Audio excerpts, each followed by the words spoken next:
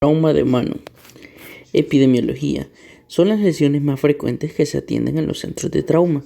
Representan del 14 hasta el 28%. Son el 17.5% de todas las fracturas del cuerpo. Su frecuencia es falanges 46%, metacarpo 36%, cuello del quinto dedo 9.7%. En los dedos la frecuencia es la falange proximal 57%, falange media 30% y metacarpo 12%.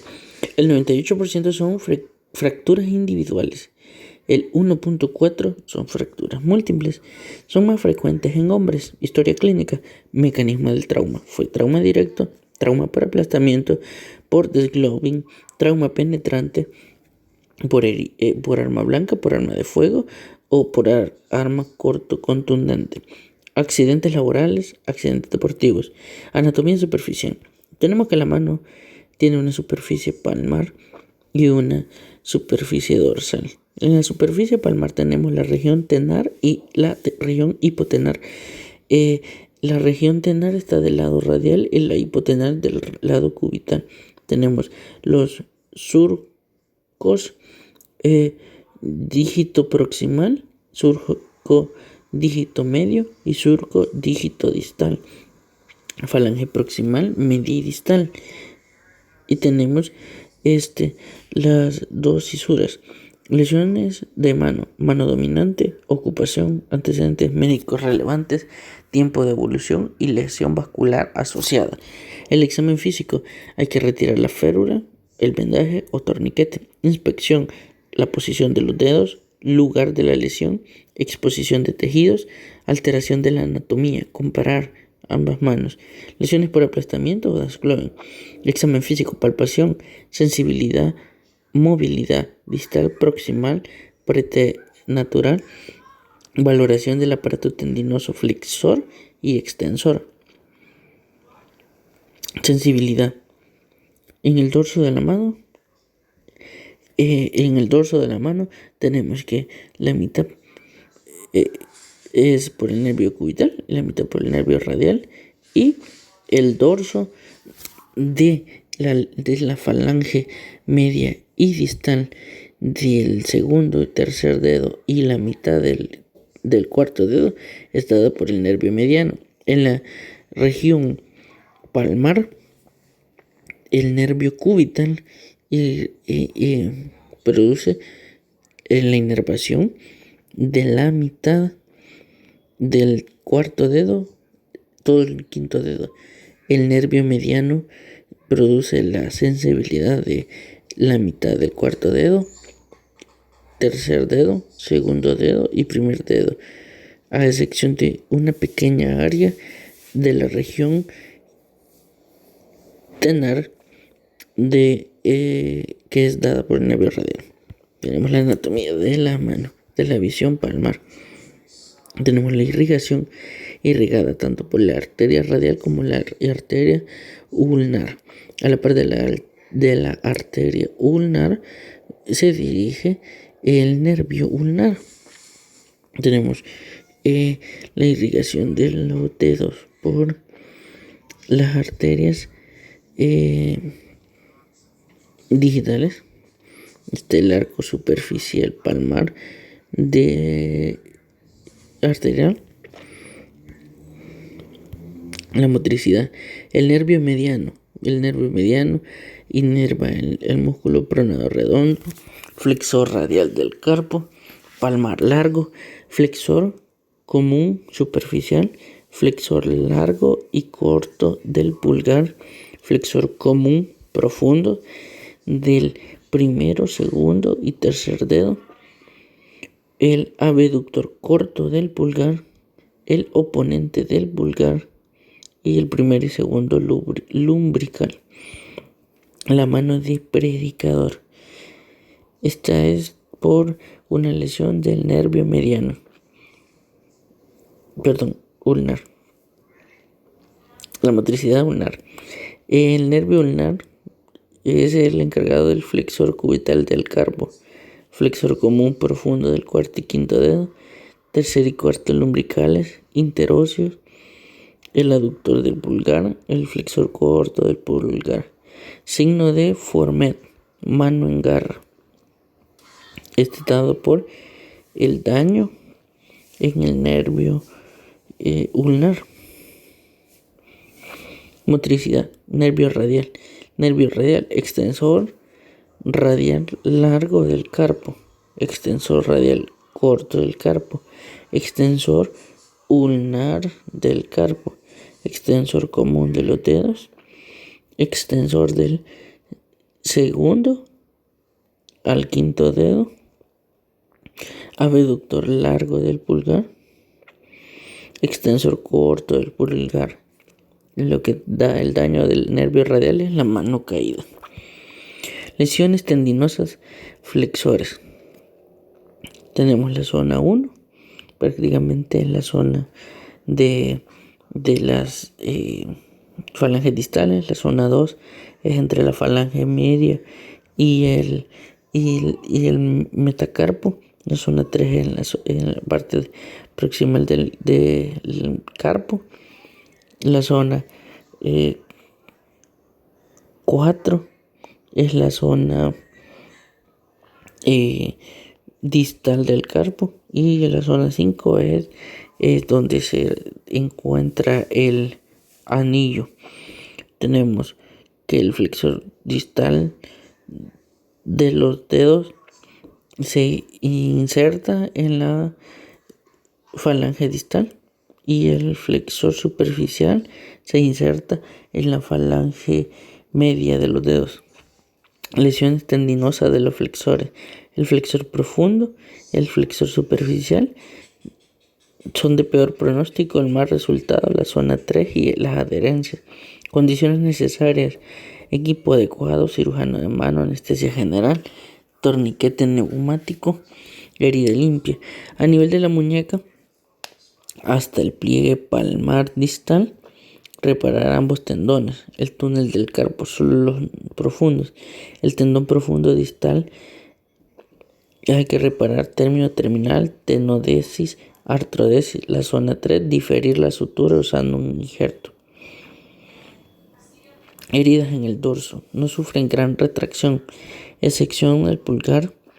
Buen pronóstico, la sutura, término terminal, inmovilizar por 21 días, muñeca en extensión, flexión digital. Abducción interóseos dorsales, aducción interóseos palmares. Fracturas de la mano aisladas, dedos, carpo, complejas lesiones vasculonerviosas asociadas, rayos X, AP, lateral individual o rayos X oblicuos. Fracturas más frecuentes: la falange distal por aplastamiento, pérdida unguial. Evaluar aparato extensor en la base de falange distal. Tratamiento no quirúrgico. El no quirúrgico es el tratamiento de la fractura de la base de la tercera falange. Todos los materiales de inmovilización parecen ser adecuados. Rara vez excede las 3 semanas. Es útil en las fracturas de la tuberosidad y longitudinales. Opciones de tratamiento: reducción cerrada y fijación interna. Fracturas transversales de eje. Se utilizan 2 agujas de 0.8. Cuando es proximal, la aguja debe de atravesar la parte fracturada, la fractura dorsal de la base. Se realizará reducción cerrada en extensión dorsal con método japonés. Está indicada cuando hay subluxación, el fragmento es mayor al 30% de la superficie articular. Contraindicado en múltiples fragmentos o más de 5 semanas de lesión. La inmovilización es por 4 semanas. Opciones de tratamiento: fracturas volares de la base, incisión volar de Brunner. La fijación puede ser sutura Prolen, tornillo de compresión, reinserción del tendón.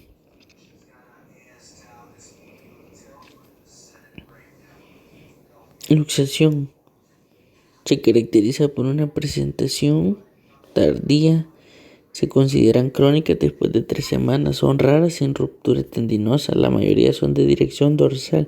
Es común la lesión del aparato flexor extensor. Cuando está dañado la parte extensora, se da el dedo en martillo. Cuando está parte flexora, se da el dedo de Jersey. Tratamiento no quirúrgico, lesiones puras y lesiones de ligamentos colaterales. Se realiza reducción cerrada más inmovilización en 3 puntos de doblaje, dejando libre la IPP. Si es inestable, se inmoviliza con 20 de flexión durante 3 semanas. No quirúrgico, ruptura del tendón terminal, dedo en mazo. Se utiliza una férula de inmovilización. 90% presentan déficit de extensión de 5 grados. Reducción cerrada y fijación interna. Tratamiento alternativo para médicos, dentistas, atletas, pintores. Se utiliza un clavo fino atravesando a la interfalángica distal. Reducción abierta y fijación cuando es una luxación irreducible, cuando hay que reinsertar los tendones, cuando se da una presentación tardía.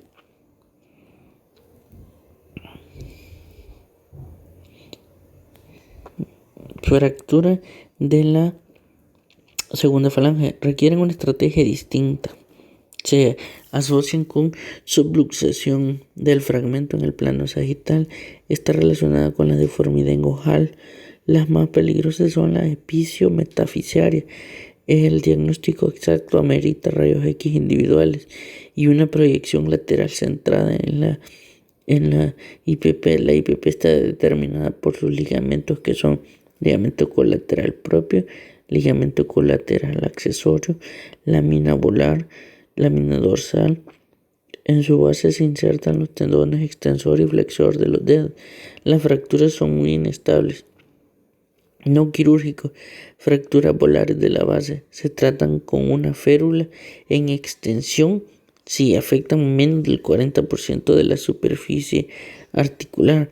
La clave es mantener la reducción congruente evitando la subluxación del fragmento. La férula debe contener contacto con el dorso del segmento de la falange al final de la extensión, permitiendo la flexión completa. Se da seguimiento semanal aumentando cada semana 10 grados de extensión. Pueden ver.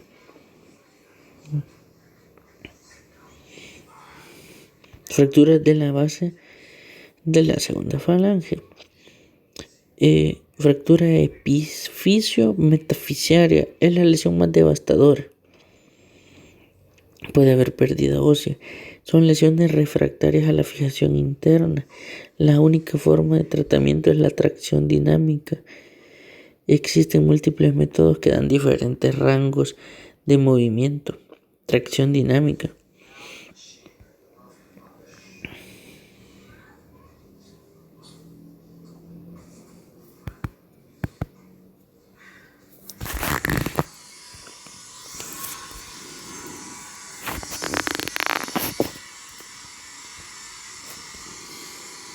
Luxación de la falange distal. Muchas pasan desapercibidas, muchas se confunden con esguinces. Muy frecuente la ruptura de los ligamentos laterales y la placa volar. Hay edema severo. El boceto mayor de 20 indica lesión del lado colateral. Clasificación de las dislocaciones dorsales.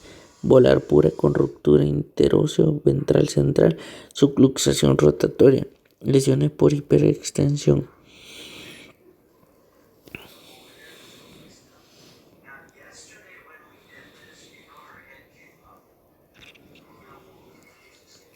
Fracturas de la falange 1. Clasificación: intraarticulares de la cabeza, intraarticulares del cuello y del eje, fracturas de la base intra y extraarticular. Presentación clínica: desplazada estable, reducibles inestables y reducibles. No quirúrgico. Si es transversa, mínimamente desplazada estables y las estables. Si se utiliza la férula de Burkhalter. Reducibles inestables para las extraarticulares. Tratamiento por 4 semanas. Se inicia posteriormente FST.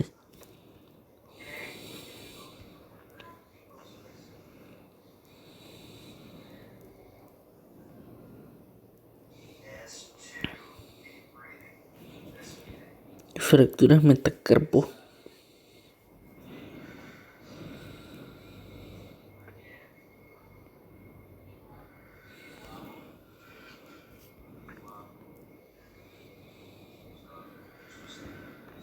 Las fracturas del escafoides carpiano. Es el hueso del carpo más comúnmente lesionado. El escafoides forma parte de la hilera proximal y distal del carpo, cubierto predominantemente por cartílago. Se articula con el radio semilunar, hueso grande, trapecio y trapezoide. Es la clave para la estabilidad de la muñeca. Cuando se fractura, su viabilidad puede estar severamente afectada. La arteria dorsal del escafoides, rama de la arteria radial, emerge de su cintura, 80% del riego arterial, 100% del polo superior. El resto de los vasos entran por el polo distal, dando el 30% del aporte.